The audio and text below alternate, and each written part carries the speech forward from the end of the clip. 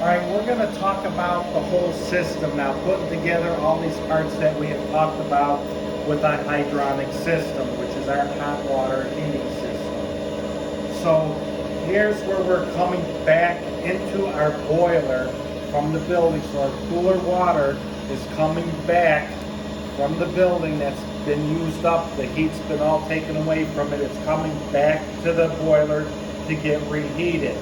So we're coming through a valve first. This is a balancing valve so that we get the proper amount of water going through a boiler. So our balancing valve is set, and this is done when the building's first opened up or the boilers have been installed.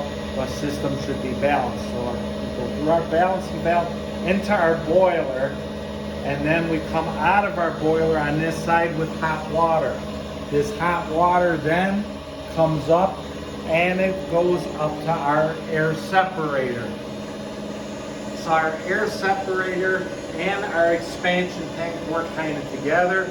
Because our water's going into our air separator, we can also, with the expansion of the hot water, it is coming down into our expansion tank so that we have a cushion so we don't go off on our relief valve. And we are also removing any air through the air separator. And then if you look at the very top of the air separator, we have a Hoffman vent which takes the air off of the top of the air separator, so all the air is being exhausted into the atmosphere here. So then we come as solid water, not solid water, but all water into our pipes down to our suction side of the pump, which is the lower gauge reading.